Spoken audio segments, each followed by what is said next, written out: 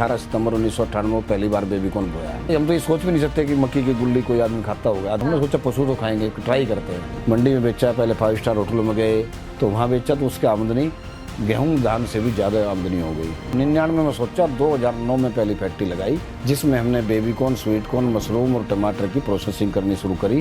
उसमें लगभग 200-250 महिलाएं काम करने लगी। काफ़ी लोगों को रोजगार मिला। 5-7 हज़ार किसानों की आमदनी 4 गुनी हो गई, बढ़ गई, क्योंकि उनको एक मिनिमम गारंटी प्राइस मिल गया। जितने नियम कानून आडे आते हैं उनको सरकार को लिखते हैं, भाई इन कानूनों में सुधार करो, नहीं तो देश की तरक्की, किसानों की आमदनी नहीं बढ़ेगी। बेबीकॉर्न भी में भी आत्मनिर्भर है इंडिया, मशरूम में भी आत्मनिर्भर हो गया। पहले मशरूम और टमाटर आता था चाइना से, हर जिले में पहले जाए, फिर हर खंड में जाए। एक प्रोसेस इंडस्ट्री होनी चाहिए जिसमें कुछ फल सब्जियों का हम प्रोसेस कर सकें। 1974 से पहले पोल्यूशन था ही नहीं देश में। पोल्यूशन ही तब से हुआ, तब से पोल्यूशन कंट्रोल बोर्ड बना। नमस्कार, गांव जंक्शन पर आज हम आपको मिलवाने जा रहे हैं एक जिद्दी किसान से। हरियाणा का वो जिद्दी किसान सिर्फ 18 साल की उम्र में 1978 से खेती शुरू करता है। बैंक पे लोन लेने के लिए जाने पे बैंक मैनेजर कहता है कि आप पढ़ाई कर रहे हो, आपको लोन नहीं मिलेगा, पढ़ाई छोड़ दो तब लोन लो खेतीबाड़ी के लिए। पढ़ाई छोड़ दी, खेतीबाड़ी को चुना। वो जिद्दी किसान जब 1998 में थाईलैंड से आया करता था हमारे देश में एग्जॉटिक सब्जी बेबीकॉर्न, उसकी खेती ऐसे करी और इतनी झूम के करी कि आज वो सब्जी हमारे देश में 70 रुपए की कीमत पे है। और उसके पीछे बहुत सारी जिद, बहुत सारी लड़ाई और बहुत सारा एक साथ काम करने का हुनर था। और इस हुनर को भारत सरकार ने पहचाना 2019 में, जब पद्मश्री सम्मान से इस किसान को सम्मानित किया गया। और हरियाणा का वो लाल इटरना से सीधे नोएडा हमारे साथ गांव जंक्शन के स्टूडियो में है, जहां हम ये पॉडकास्ट रिकॉर्ड कर रहे हैं। बहुत ही गर्व के साथ हम स्वागत करते हैं गांव जंक्शन पर कंवर सिंह चौहान जी का। जी नमस्कार। कैसे हैं आप? ये बताइए, इतनी जिद आपके 18 साल से खेती को लेकर के, घर वाले डांटते नहीं थे? नहीं, घर वाले तो मुझे करना ही था, मजबूरी थी। घर चलाना था तो खेती करनी ही थी, वो पैसा था मेरा। ये बात तो है। जिस दिन नाम कटवा करके लोन लिया, वो दिन कैसा था? नहीं, वो भैंसा बुग्गी का मुझे लोन लेना था, डीआरडी ने पास कर दिया। जब बैंक में गया तो बैंक में वाले ने मेरे सामने आइडेंटिटी कार्ड देख लिया मेरी जेब में। वो कहला ये क्या दिखाइए, आप तो पढ़ते हो, पढ़ने वाले को लोन नहीं मिलता। तो मैं कैसे मिलेगा? तो कॉलेज से नाम कटवाओ, अपना सर्टिफिकेट लेके आओ, तब लोन देंगे। तो मैं कॉलेज गया, 225 रुपये फीस भरी उनकी, कॉलेज लिविंग सर्टिफिकेट लिया, बैंक को दिया, फिर लोन ले लिया। पढ़ाई छोड़ दी, अगले साल फिर शुरू कर दी। लेकिन वो भैंसा बुग्गी आपको चाहिए थी? नहीं, वो लिया, वो जरूरी था खेती करने की। एक बैल लिया, एक भैंसा हो गया, हल चलाया, और बुग्गी हो गई अपना सामान ढोने के लिए। तो मजबूरी थी उस समय। अच्छा, 2019 में आपको पद्मश्री सम्मान मिला। मैं ये समझना चाहती हूँ कि जब एक किसान को इतना बड़ा सम्मान मिलता है, पूरे देश में लोगों की निगाह उस पर होती है, उसके लिए तालियां बजती हैं, एक सम्मान के साथ वो दिन अंकित हो जाता है। उसके बाद से आज तक के दिन पद्मश्री सम्मान के साथ आपको क्या बदलाव महसूस होता है? किसान का जीवन बदलता है क्या? नहीं, मेरा तो जीवन ऐसे ही चल रहा है जैसे 1980 से चल रहा है। ऐसे ही जिद्दे, ऐसे ही सरकार के साथ झटके, ऐसे ही सरकार कानून बनाती है, नियम कानून को बदलवाने के लिए। मैंने बहुत से नियम कानून बदलवाए हैं सरकारों के। दरअसल क्या है कि कानून बनाने वाले लोग सब कुछ नहीं जानते, वो ऐसा हो भी नहीं सकता। किसी भी आदमी, एक आदमी को सब ज्ञान नहीं हो सकता। जहाँ कमियाँ रह जाती है तो मैं काम करता हूँ कि उन कमियों को दूर करवाने का काम मैं सरकार के साथ मिलकर करता हूँ। इसमें मेरे झगड़े भी होते हैं अधिकारियों से, बहस भी होती है। कुछ अधिकारी अच्छे होते हैं, वो बहस में एक्सेप्ट कर लेते हैं, कुछ अच्छे नहीं होते हैं, कुछ अपनी जिद पड़ जाते हैं। तो उन सबको ठीक करने का भारत में जितने नियम कानून हैं वो देश के वासियों के हित में हो, उसके लिए मैं काम करता हूँ। हमारे तरफ कहते हैं निंदक नियरे राखिए। जी, तो मतलब आप वही निंदक का काम करते हैं कि जहाँ कोई कमी रहे दुरुस्त कराने के लिए लड़ाई लड़ देते हैं। दरअसल मैं बचपन से ही सरकार मैं आलोचक रहा हूँ। कोई भी सरकार हो, उसमें जो कमियां हैं उनको निकाल कर उनके सामने करना ताकि वो सुधार सके। इस काम में बुराई हो या भलाई हो, अच्छा लगे किसी को या ना लगे, परंतु मुझे लगता है कि इससे मैं देश की सेवा कर रहा हूँ। इस प्रकार से कुछ ना कुछ अपने किसानों की सेवा कर रहा हूँ। और वही देश की तरफ से जब सम्मान मिला तब कैसा लगा? अब मुझे लगा कि सरकार ने पहचाना है, मेरे काम को पहचाना, मेरे जिद्दीपने को पहचाना है। वो तो उन्होंने ये समझ के मुझे सम्मानित किया। और अब उसका फायदा ये हुआ कि अब मैं जिद और अच्छे से कर लेता हूँ। क्या बात कर रहे हैं जी? अब और जिद्दी हो गए? और ज़्यादा जिद्दी कर लेता हूँ, क्योंकि अब एक सम्मान के कारण जो दूसरा सामने वाला आदमी होता है वो जिद पर तो अड़ सकता है अपने में। मानने ना मानने वो अलग बात है, पर वो मुझे मतलब धक्का देकर बाहर नहीं निकाल सकता, इतना मुझे पता है। हाँ, उसे अपने देश के सम्मान की तो चिंता जरूर होनी रहती चाहिए। है। नहीं तो कोई क्या कहते हैं बुलाओ सिक्योरिटी गार्ड, बुलाओ पुलिस और ये बाहर निकाल दो इसको, ये क्यों बहस कर रहा है, ये भी कर सकते हैं ना अधिकारी। हालांकि मेरे साथ ऐसा कभी नहीं हुआ। अच्छा, जब तक सम्मान नहीं मिला था तभी भी ऐसा नहीं था? कभी तब भी नहीं होगा, क्योंकि मैं ठीक बात पे बहस करता हूँ, गलत बात पे नहीं। लेकिन ये बताइए, इतना नियम और इतने कानून की जानकारी कहाँ से आती है? पढ़ाई की कितनी आपने? फिर उसके बाद दोबारा एडमिशन लिया आपने? दोबारा लिया, फिर उसके बाद में बीए करा, एमए किया, एलएलबी की, पीजी डिप्लोमा इन जर्नलिज्म किया, पर्सनल मैनेजमेंट किया और पढ़ता रहा काफ़ी। फिर अभी तो 8-10 देशों में गए, वहाँ यात्राएं करी, वहाँ से सीखा। रोज अब तो कहीं ना कहीं जाती है तो सीखते ही हैं, सारी सीखने की उम्र होती है, आदमी जब तो मरता है सीखता ही रहता है। क्या उम्र है आपकी? अभी 63 साल। 63 साल की। और आप कहते हैं कि हर दिन कुछ ना कुछ सीखते हैं? हाँ, सीखते हैं। सीखने का सिलसिला नहीं थमा है? नहीं थमा। शुरुआत में बताता हूँ, 1998 में बेबीकॉर्न की खेती शुरुआत की। 18 सितंबर 1998 में पहली बार बेबीकॉर्न बोया। उसमें मुझे इतनी आमदनी हुई जितनी धान और गेहूं दोनों से मिला के भी एक साल में होती थी, इतनी 3 महीने में मुझे आमदनी हुई। तो 1998 में जब 4,000 रुपए किलो, 400 माफ कीजिएगा, हालांकि आज के डेट में 1998 का 400 रुपए मोटा माटी 3,000 के करीब तो होगा ही। अगर किसी के जेब में आज 3,000 है और जमीन की कीमत सोने की कीमत से लगाए तब से अब तो इतना ही होगा, इतना ही हो जाएगा। तो लेकिन उस दौर में तो आपको ये आइडिया कहाँ से आया? क्योंकि आपसे पहले लोग खेती करते थे। नहीं, मैं भी खेती करता था। जब 1978 से लेकर 1998 में लोग खेती करता था। एक आदमी मेरे पास आया, वो बीज जमीन किराए पर लेने के लिए आया था, वो बीज कंपनी का मालिक था। वो कहने लगा हम बेबीकॉर्न का बीज पैदा करते हैं, जो हमारी मनोबोली है। मेरी इच्छा हुई, क्या होता है बेबीकॉर्न? बेबीकॉर्न एक खेती है, उसकी मक्की की जो गुल्ली है वो निकाल के उसको खाई जाती है, वो 5 स्टार होटलों में खाई जाती है। क्या रेट बिकता है? वो 70 रुपये किलो बिकता है।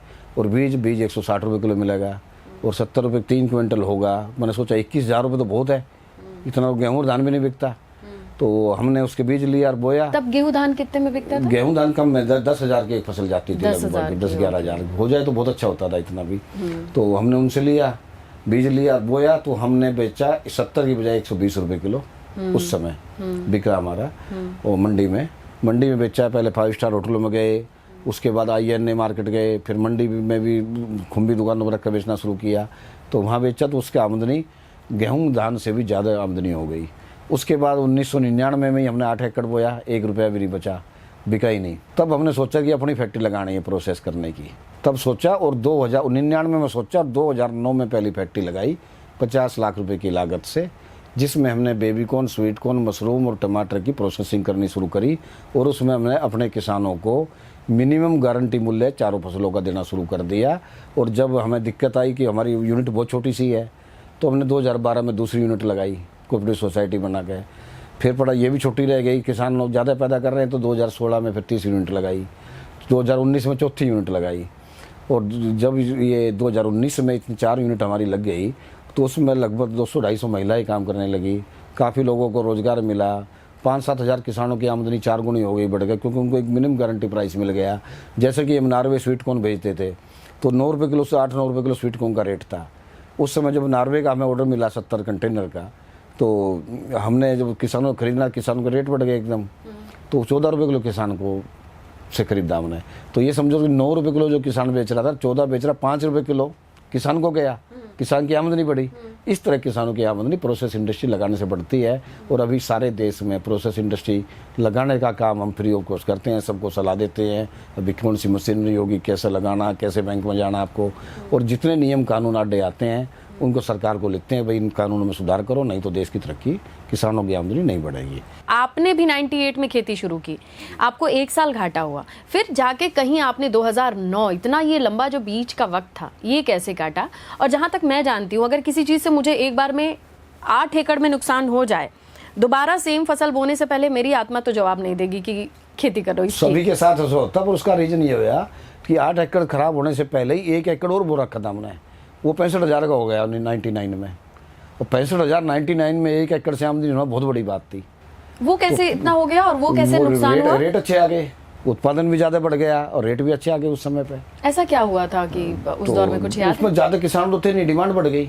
आपने भी पहली बार ही खाया था, उगा के ही खाया था? पहली बार ही। हम तो ये सोच भी नहीं सकते कि मक्की की गुल्ली कोई आदमी खाता होगा, आदमी खाते होंगे। हमने सोचा पशु तो खाएंगे, ट्राई करते हैं। तो हमने भी अब तो हर रोज़ घर में खाते हैं हम सब। पकौड़ा बनाते हैं, सब्जी बनाते हैं, मिक्स सब्जी में डालते हैं, रायता बनाते हैं, हलवा बनाते हैं, तो सब प्रचलन में है अब तो आम जनता सब हर शादी में मिलती है। हाँ, तो प्रचलन में आ बहुत गई है नॉर्मल है अब तो। पर अब जब शुरुआत करी जब इतनी प्रचलन में नहीं थी, जब ज़्यादा उत्पादन बढ़ जाता था उसका मतलब था बिकना नहीं है। इसीलिए तो प्रोसेस इंडस्ट्री की जरूरत थी ना। जब उत्पादन ज़्यादा हो जाए तो उसको डब्बा बंद कर लो। तो हम डब्बा बंद करने वाली फैक्ट्री को बेचते थे पहले। 2009 में पहली फैक्ट्री हमने अपनी लगाई है।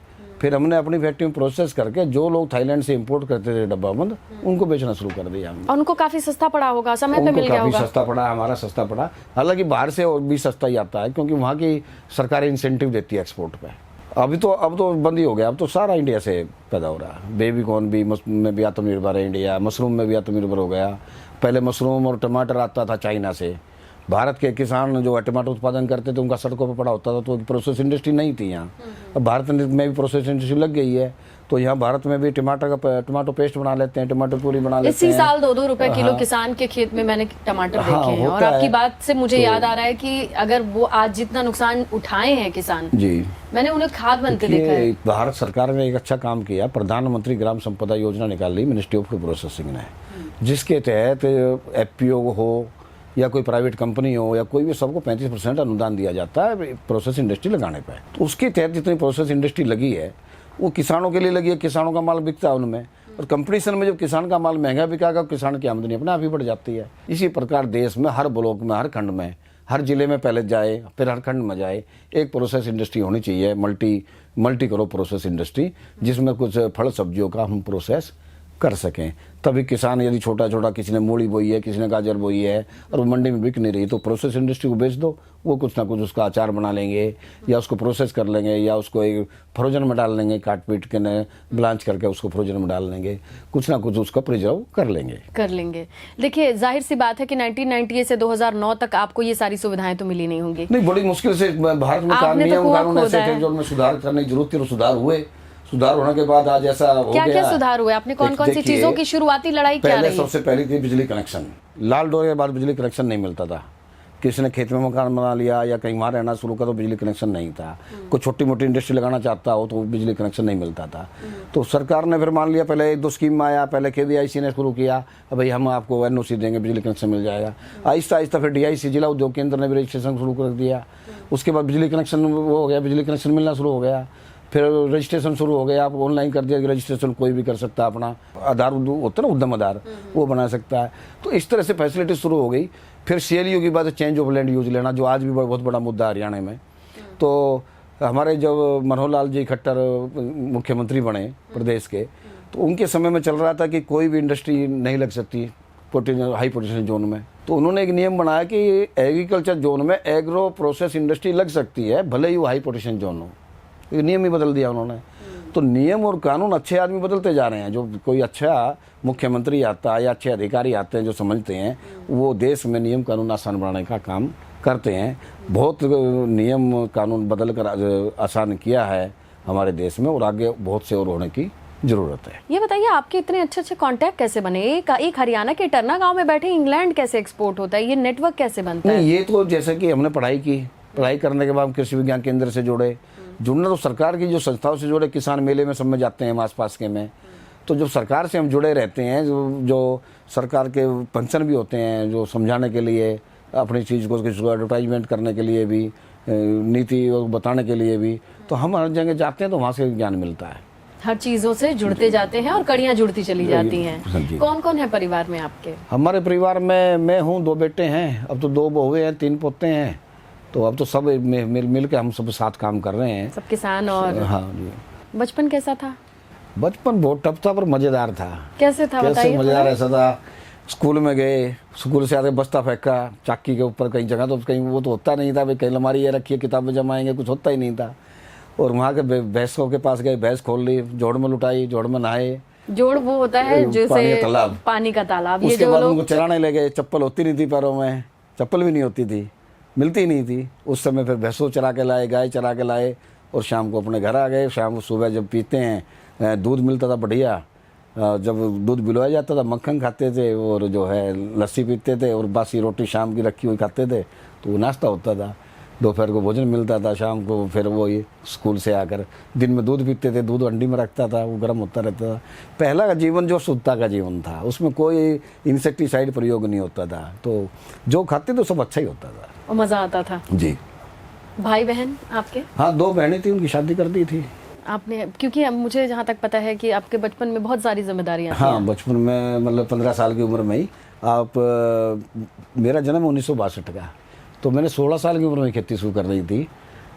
80 में पूरी, जो 18 साल की उम्र बताई आपने, 80 में तो पूरा फुल प्लैग शुरू कर दिया था। मैं 10वीं कक्षा मैंने 1978 में पास की। पेपर 15 मार्च से शुरू थे। 8 मार्च को मेरे पिताजी की डेथ हो गई थी और तब से मैंने सारा काम घर का संभाला हुआ था। लेकिन 15 साल से पहले का जो बचपन था वो इतना अच्छा ही था सब, एकदम सोचे बिना, और अचानक से सारे घर की जिम्मेदारी, 2 बहनों की शादियों की जिम्मेदारी है हाँ, ना? सब जिम्मेदारी थी। तो काफी, वो तो जिम्मेदारी तो अब तो गांव की, समाज की, देश की जिम्मेदारी है। अब तो सारे देश में घूमते हैं, कहाँ ही कोई कमी है, लोग फ़ोन करते हैं जी ये कमी है, सरकार ये नहीं कर रही, तो उनको सरकार को लिखते हैं या मिलते हैं, अधिकारियों से मिलते हैं, भाई ना ठीक करो। कोई करता है तो ठीक हो जाता है, हो भी जाता है, कोई नहीं करता है, तो सब चलता है ऐसा। अच्छा, तो कमल सिंह जी ऐसे बचपन से थे? बचपन में तो लापरवाह और जोड़ पे नहाने वाले, पढ़ाई लिखाई की बस्ता किनारे करने वाले, लेकिन पिताजी के जाने के बाद सारी जिम्मेदारियां निभाने, क्या उस वहीं से आदत पड़ गई जिम्मेदारियों की, या फिर नहीं, बचपन शुरू से से ही नेचर था? मेरा वो था, शुरू से ही मैं एक आलोचक था। जो मुझे कमियां लगती थी, किसी की भी कमी आओ, उनको मैं उजागर करता था, अभी ये कमी है। जैसे मैं स्कूल गया, स्कूल में फीस देने के लिए पैसे नहीं होते थे, घर में कोई पैसा नहीं होता था, बस संसाधन सारे थे, सब्जी खेत में उगती थी, खाते थे, मोल खरीद के बाजार से क्या सिर्फ नमक खरीद के लाते थे, 1 पैसा किलो मिलता था, वो भी 1 पैसे रुपए किलो, 1 पैसे का 1 किलो नमक मिलता रुपए था। भी नहीं, कैसे 1 पैसे का नमक खाया और खाया। हाँ जी। और क्या मिर्च घर में ही होती थी, मिर्च खूब होती थी। सब घर में सब्जी और अनाज होता था, सिर्फ वही खाते थे, बाजार से कुछ नहीं लाकर खाते थे, तो पैसे की जरूरत ही नहीं थी। मकान बनाना तो छप्पर बना लिया, झोपड़ी मिट्टी से मकान बना लेते थे, रिपेयर अपने आप कर लेते थे, कहाँ पैसा लगता था, कोई जरूरत ही नहीं थी। स्कूल में पढ़ाई में तो फीस जाती थी या किताबें खरीदनी होती थी, किताबें मिलती नहीं थी पूरी टाइम पे। और फीस जब 10वीं के बाद फीस देना शुरू, तो 2 बार नाम भी कटा बीच में, 10 रुपये फीस भी नहीं होती थी। मुझे सरकार से लगता था कि सरकार फीस माफ़ी की योजना लाती है, पर हमारी फीस माफ़ क्यों नहीं होती? हाँ, क्यों नहीं होती थी? नहीं, पर नहीं हुई कभी भी। दरअसल मेरे साथ ऐसा होता, अपने आप ही होता रहा, ताकि मैं देश में, या तो भगवान मेरे से सुधार कराना चाहता है कुछ ना कुछ। अगर पिताजी जैसे मैं अभी भी एक उदाहरण बताऊं आपको, बताइए। मैंने एक एफपीओ बनाया। एफपीओ का जब लोन लेने के गया मैं पीएनबी में, तो सरकार ने, नाबार्ड ने बना दी नैब संरक्षण योजना, जिसमें 1.5 करोड़ तक की गारंटी नाबार्ड देगा। हम पीएनबी में गए, पीएनबी में जब पेपर पूरे हुए तो पता चला कि नैब संरक्षण में रजिस्टर्ड ही नहीं है पीएनबी। तो इतना बड़ा बैंक, देश का सबसे बड़ा बैंक, पंजाब नेशनल बैंक, और नैब संरक्षण में एमओयू साइन नहीं था उनका। अब सारे पेपर पूरे होने के बाद एमओयू साइन करवाने में भी 1.5 महीना लगा। आपने करवा लिया? करवाया एमओयू साइन। पहले पीएनबी की मैनेजमेंट की मीटिंग हुई, उधर नाबार्ड की मीटिंग हुई, दोनों में ये तय हुआ कि एमओयू साइन करना चाहिए। एमओयू साइन हुआ और तब हमने उसको सीसी लिमिट बनाई 1.5 करोड़ की। तो इतने बड़े बड़े पंगे ले कैसे लेते हैं आप? मजबूरी है, लेना पड़ेगा, हमें चाहिएगा तो लेना पड़ेगा ना। तो बाकी लोग तो कहीं कौन जाएगा अधिकारियों के नहीं, चक्कर नहीं, हम तो काटेगा? खूब जाते हैं जी, फोन में भी मिलाते हैं, धमकाते भी है। उठाते हैं फोन अधिकारी आपका? जो ज्यादा तंग हो जाता है उठाना बंद कर देता है, नहीं तो उठाते हैं। वैसे तकरीबन सुनते हैं लोग, ऐसा नहीं है। सरकार में बैंक तो बड़े अच्छे हैं भारत के, बैंकों में करप्शन नहीं है, करप्शन 0 है बिल्कुल।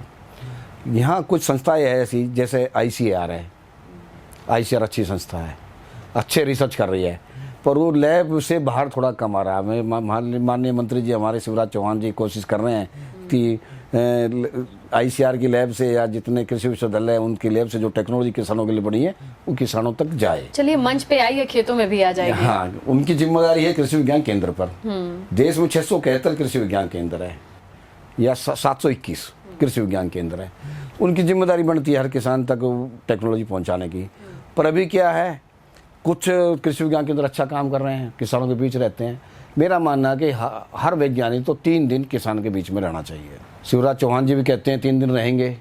अगर आपको शिवराज सिंह चौहान मिल जाएं, मामू मिल जाएं जी, तो आप उनसे 3 कौन सी जरूरी बातें कहेंगे? एक तो ये कहेंगे कि जो IAS अधिकारी आपने टेक्निकल पोस्ट पर बैठा रखे हैं, उनको टेक्निकल ही पोस्ट पर बैठाओ, ताकि वो सब जानते हैं। एक IAS अधिकारी 10 जगह काम करता है, कभी कुछ करता है, कभी कोई और काम, कभी और कोई काम, कभी कोई, तो उनको पूरी जानकारी खेती बाड़ी की नहीं हो पाती है। तो वहाँ टेक्निकल अधिकारी हो, नंबर 1। नंबर 2, उनके साथ टेक्निकल अधिकारी को भी पूरा ज्ञान नहीं होता है। अभी जैसे कि हमने मशरूम के ऊपर कोई प्रोजेक्ट जमा किया है एनएचबी में, मैंने कुछ प्रश्न लिखे, उन्होंने जो जवाब दिए हैं मुझे ऐसा लगा उनको उन जवाबों को पढ़ के जैसे वे कुछ जानते ही नहीं है, कैसे मशरूम पैदा होती है ना तो उनको ये पता, जो पॉलिसी बनाने वाले हैं। तो मैं ये कहूँगा पॉलिसी बनाने वाले में किसान का प्रतिनिधित्व जरूर हो जहाँ भी कोई पॉलिसी बन रही है, या ऐसे आदमी यदि टेक्निकल भी है और अफसर भी है तो ऐसा आदमी जो जानता हो उस विषय को। नहीं जानता हो तो सीखने का नाम है। आपको कौन सा बेबी कॉर्न बचपन से पता था? आपने नहीं, सीखा ना? जैसे कि अभी मैं उदाहरण दूं, बेबी कॉर्न की खेती हॉर्टिकल्चर है या क्या है, इस विषय पर 2 महीने मुझे झगड़ते हुए ओली अधिकारियों से, पर अभी तय नहीं हो पाया कि हॉर्टिकल्चर क्रॉप है या कौन सी क्रॉप है baby corn, sweet corn main crop है जी, मतलब सीरियल क्रॉप है या दाल है या अनाज है या हॉर्टिकल्चर में सब्जी है, ये तय नहीं हो। IAS अधिकारी क्या लिस्ट देखते हैं, लिस्ट में नहीं है तो नहीं है, पर ऐसा नहीं है। तो ये बदलाव सब्जी तो है, चाहिए। सब्जी रहेगी, सब्जी है बेबी कॉर्न, सब्जी ही है, सब्जी ही रहेगी इंटरनेशनल लेवल पे भी। तीसरी कौन सी चीज? तीसरी घोषणा चाहिए कि 3 लाख करोड़ का जो हम खाद इंसेक्टिसाइड पे सब अनुदान दे रहे हैं, ये अगले 5 साल में हम बंद कर देंगे इसको। किसान उस किसान को देंगे जो प्राकृतिक खेती करेगा, अपना खाद अपने पास बनाएगा, अपने दवाई अपने खेत में बनाएगा और अपने आप खुद काम करा, उन लोगों तो प्रति हेक्टेयर या प्रति एकड़ सब्सिडी देंगे। और ये हम बंद करने वाले हैं। जिसको यूरिया DAP खरीदना है वो पूरी कीमत पर बाजार से लेकर आए। यदि यूरिया 4000 की बोरी आती है 4000 का लेकर आए, उसका 350 का नहीं। तो किसान को उसमें, यदि मैं कृषि मंत्री बनूं या कृषि मंत्री या बिल्कुल आप कह सकते हैं, मुझे अच्छा लगा सुन के किसानों की। या यदि शिवराज चौहान जी से मुझे 3 बातें करनी है, 2 मैंने बता दी, तीसरी बात ये कहूँगा, ये हम नियम बनाने जा रहे थे अगले 5 साल में आप अपना रिसर्च कर लो, कृषि विश्वविद्यालय बोल दो, रिसर्च करके दो, क्या करते हो आप, केमिकल पर रिसर्च कर रहे हो सारी। किसान का भला करो, किसान को सिखाओ कैसे वो खाद बना सकता है, कैसे इंसेक्टिसाइड बना सकता है, कैसे पेस्टिसाइड बना सकता है, उन पर रिसर्च हो और वो किसान को मिले और किसान प्राकृतिक खेती की तरफ बढ़े। किसान शुरू करना चाहे प्रोसेसिंग यूनिट, हर किसी के पास बहुत नहीं है। आपने तो इतनी जिद से लड़ाई लड़ी है, तो वो पहला कदम क्या उठाए, पहली चीज क्या सभी करें? किसान तो नहीं कर सकते। सरकार ने FPO की योजना, अच्छी योजना लेके आए हैं। FPO की योजना में भी कई कमियां रह गई है। एक तो बैंक देखते हैं फेस, कोई नियम कानून नहीं, बैंक का फेस वैल्यू, लोन लेने वाला हमारे पास आया जो कौन आदमी वापस देगा कि नहीं देगा, नंबर 1। वे दोनों चीजें देखते हैं, फेस वैल्यू भी देखते हैं और पेपर भी देखते हैं। तो उसमें गारंटी सरकार दे रही है तो भी नहीं देते। तो एक तो लोन की प्रक्रिया थोड़ी सी आसान बनाई जाए। दूसरा, चेंज ऑफ लैंड यूज, जहाँ यूनिट लगानी है उसका लैंड यूज चेंज कैसा होगा, वो व्यवस्था कोई हो। दूसरा, जैसे ज़्यादातर बिना मतलब जो इंडस्ट्री लगानी है कोई, मैं सेंट्रल पोल्यूशन कंट्रोल बोर्ड में मेंबर रहा हूँ पहले, जितनी इंडस्ट्री लगी हुई है सब में कंट्रोल यूनिट लगती है कि आप जितना पानी बाहर निकालो साफ करके निकाल लोगे। पर मुझे नहीं लगता कि 10% भी यूनिट चलती हो। करोड़ों रुपए खर्च होता है, मशीनें आती है, लोया 10-5 साल में गल जाता है, चलती कोई नहीं है, सारा पैसा सब ऐसे ही पानी बहाते हैं। और फिर सर्टिफिकेट मिलता है, एक मिलता है वो pollution NOC, pollution control board है, NOC मिलेगी। NOC लेने के लिए मुझे पता है कि कितना लोग पैसा खर्च करते होंगे। तो इसने उस कानून का फायदा क्या है जिसमें सिर्फ रिश्वत चल रही है, उस कानून का फायदा क्या है? ये ऐसे ही FPO के लिए खेती का काम करना ही करना है। पहले गाँव में कोल्लू लगाता था किसान, गुड़ का प्रोसेस करता था, हर गांव में 4-4, 5-5 कोल्लू होते थे, शायद आपको तो याद नहीं होगा पर हमारी उम्र में होते थे। कहाँ जाना होता था हमें, कोई लाइसेंस लेने थोड़ी जाना होता ना हमें पोल्यूशन कंट्रोल बोर्ड के पास जाना पड़ता था, हमें कहीं नहीं जाना होता था। ऐसे यदि छोटी छोटी प्रोसेस यूनिट गाँव में लगाई जाएगी और उसको आप डालोगे FSSAI की 4 बार उस पर साइट पर डाल लो, क्या बनाया उसकी रिपोर्ट कराओ, लेबोरेटरी में उसकी रिपोर्ट ले, उसको साइट पर डालो, ये तो काम बड़ी बड़ी इंडस्ट्रीज के हैं। छोटी इंडस्ट्री कैसे सर्वाइव करेगी इस काम में? छोटी इंडस्ट्री के पास हम पोल्यूशन के चक्कर काटो डिपार्टमेंट के कहाँ से सर्वाइव करेगी? सेंटर पोल्यूशन कंट्रोल बोर्ड में जाएंगे, फायर का सर्टिफिकेट लेंगे, पानी का सर्टिफिकेट लेंगे, जो 10-15 प्रकार के जो सर्टिफिकेटों की व्यवस्था की है सरकार ने, वो सब आसान होनी चाहिए या पहले एक ही जगह होनी चाहिए जहाँ सिलेक्शन हो।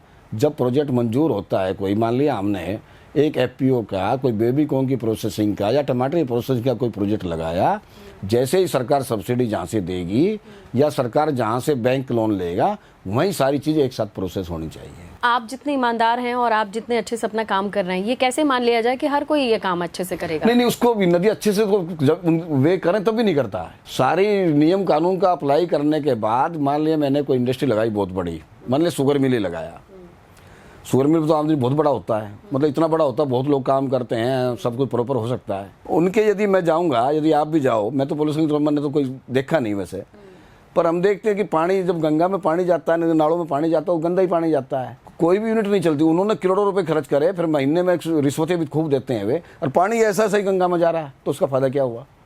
डिपार्टमेंट का क्या फायदा हुआ? पोल्यूशन कंट्रोल बोर्ड 1976 में बना, 74 में बना है। 1974 से पहले पोल्यूशन था ही नहीं देश में, पोल्यूशन ही तब से हुआ, तब से पोल्यूशन कंट्रोल बोर्ड बना है। 10,000 FPO सरकार ने बनवा दिए, और कुछ लोगों ने अपने आप बना लिए। तो देश में 20-25 हज़ार FPO हैं, वो बहुत है। उनको ही फैसिलिटी मिल जाए और कुछ काम करने की, या उनको इन जो सर्टिफिकेटों से छुटकारा मिल जाए, तो वे आगे बढ़ सकते हैं। ईज ऑफ डूइंग बिजनेस जो है वो किसान को भी चाहिए। अच्छा लगा कि आपने बात रखी, क्योंकि आप वो सब काम कर रहे हैं, वो कनेक्टिंग लिंक है, वो जोड़ने वाली कड़ी है, जो खेती बाड़ी भी जान रहे हैं, प्रोसेसिंग इंडस्ट्री भी जान रहे हैं, और एक्सपोर्ट वालों के क्या नखरे हैं वो भी समझ रहे हैं। लेकिन अब ये बताइए, जैसे कि आपको बेबी कॉर्न का पता चला, अब इस तरीके से आने वाले वक्त में आपको लगता है कौन सी फ्यूचर की फसल है? आपकी दूरदर्शिता क्या कहती है? बहुत फसलें ऐसी है जो अनजान पड़ी है देश में, जैसे कि सहजन, मोरिंगा, कितने न्यूट्रिएंट है उसके अंदर। और हम बचपन में देखते थे, हर आदमी कोई अचार डालता था, कोई खाते थे। बहुत सी ऐसी चीज़ें हैं।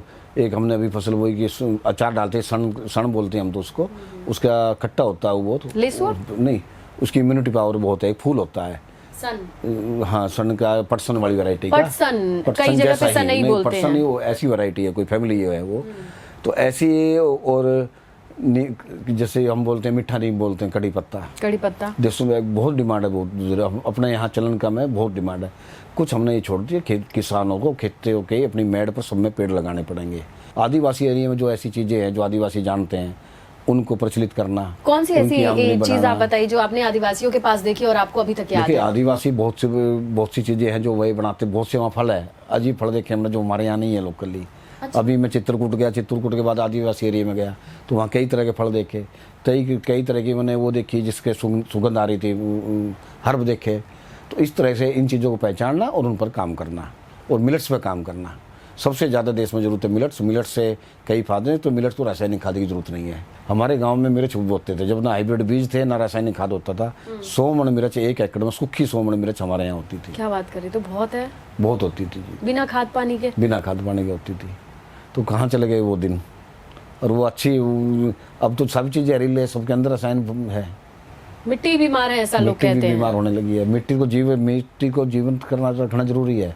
जिस दिन मिट्टी मर जाएगी ना, हमारी माँ मर जाएगी, ये समझो, फिर कुछ भी पैदा नहीं होगा मिट्टी में। पंजाब की मिट्टी मरने लग रही है, हमारे यहाँ हरियाणा में ही मरने लग रही है। कहीं अभी आदिवासी एरिया में जिंदा है, पहाड़ी एरिया में जिंदा है। सबसे खराब दिन देश का, भारत का वो था, मैं 1974 के आसपास, 73-74 की बात करूँगा, जब जहाज से स्प्रे किया गया था टिड्डी दल को बचाने के लिए। ऊपर से स्प्रे किया, तो उस दिन मैं स्कूल में पढ़ता था 3री क्लास में। तो मैंने देखा जितने भी पेड़ पे छत्ते थे, मधुमक्खी के छत्ते थे और ततैये थे या और थे, सब मर के नीचे गिर रहे थे। तो हमने बायोडाइवर्सिटी तो उस दिन खराब कर दी थी अपनी सारी। खेती का उस दिन ये शुरुआत थी खेती के नुकसान की, क्योंकि टिड्डी दल आया, मान लिया 1 साल आ भी गया, फसल खराब भी कर गया। टिड्डी जहाँ बनता था वो मरती थी ना, वहीं मरती, तो उसमें खाद बनता था खेत के लिए जीवाश्म मिलता था, नाइट्रोजन रिच होते हैं कीड़े, जीवाश्म मिलता था। तो सब कुछ बैलेंस था। टिड्डी भी शायद जब भी आती होगी जब जीवाश्म की जमीन में कमी होती। तो उस जो प्राकृतिक का जो नियम था, उस प्राकृतिक नियम को तोड़ दिया हमने। वो दोबारा प्राकृतिक के नियम पे हमें जाना होगा। तो मशरूम की खेती में पहले बहुत फायदे थे, और लगभग किसी किसान ने, मान लिया बड़े किसान भी मशरूम की खेती कर दिया, 10 लाख रुपए लगाया तो 6 महीने में 20 लाख कर लेता था। इतनी आमदनी मशरूम में होती थी। जब मशरूम में भुस्सा तो 1 रुपये किलो था, मजदूर की लेबर 80 रुपये डेली की थी, और बिकती थी 50 रुपये किलो, 50-60 रुपये किलो। आज भुस्सा 13 रुपये किलो तक हो गया था। भुस्सा 6 से 13-12 रुपये किलो तक रहा है। मजदूर 500-600 रुपये दाढ़ी हो गई है। ऐसे उस पर जो हमें मशरूम बिकती है 70-80 रुपये किलो, तो बचत कहाँ से आएगी? तो बचत कम हो गई है। फिर भी मशरूम की खेती बहुत लाए। सरकार को इस पर इंसेंटिव देना चाहिए, इसकी फसल पैदा करने वालों पे, क्योंकि इससे बहुत से फायदे हैं। एक तो मशरूम में न्यूट्रिएंट बहुत है, एक पैदावार मल्टी लेयर खेती हो जाती है, थोड़े से में बहुत पैदावार हो सकती है। दूसरा फायदा ये है। तीसरा फायदा है, जो मशरूम का कंपोस्ट निकलता वेस्ट, उस सोइल इनरिच करने का सबसे बढ़िया साधन है। यदि उसको हम खेत में डालेंगे तो हमारी सोइल इतनी रिच हो जाएगी कि हमें ना यूरिया की जरूरत, उसमें ना DAP की जरूरत, कोई भी खाद डालने की पैसा बचा लेगा, जरूरत पूरा बचा लेगा। बेबी कॉर्न के साथ हम अभी बेबी कॉर्न बोएंगे, मेथी बोएंगे, 1-1.5 लाख की मेथी हो जाती है। बेबी कॉर्न तो 50-60 हज़ार की होगी। अच्छा। बेबी कॉर्न के साथ हम दूसरी क्रॉप होते हैं, 2-3 क्रॉप लगाते हैं। कभी मेथी लगाते हैं, कभी पालक लगाते हैं, कभी धनिया लगाते हैं जी, कभी प्याज लगाते हैं। तो उससे क्या होता है, दो फायदे हैं। एक तो बेबीकॉर्न के साथ मेथी लगा के मेथी में जो जड़ें होंगी वे उसको खुराक देगी। उसमें जब जो सोइल है हमारी, मेथी जो है इनरिच करती है उसको। तो हमारे देश में पहले क्या था, एक फसल नहीं बोते थे, गेहूं धान ऐसी फसल नहीं बोते थे। तो आपको कैसा लगता है, बस हमारे बेबीकॉर्न के लिए आपके नहीं, पता नहीं, है अभी गूगल मैं करो तो बताऊंगा। मक्की लिखना पड़ता है आपके नाम के साथ, तब ढेर सारी वीडियो आती जी है। जी मैं बताता हूँ। हमारे देश में पहले मल्टी क्रॉप था, फिर बदल। सबसे पहले कृषि का सिद्धांत पढ़ाया भी जाता है कि रोटेशन ऑफ क्रॉप।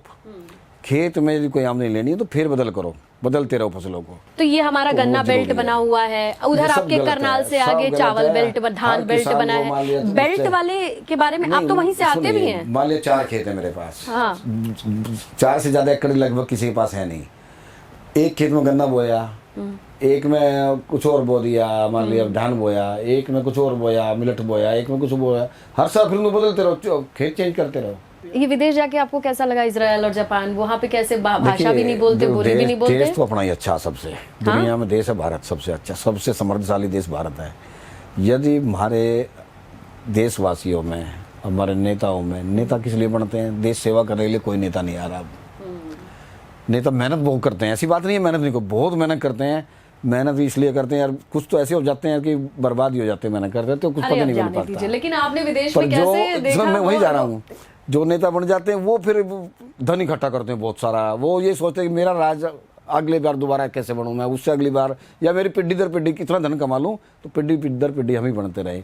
मान लिया कि कांग्रेस का राज है तो कांग्रेस ये सोचती है कि मैं लंबा राज कैसे कायम रखूं, इतना धन कमा के जोड़ लूँ तो मैं ही उस धन के आधार पर राज।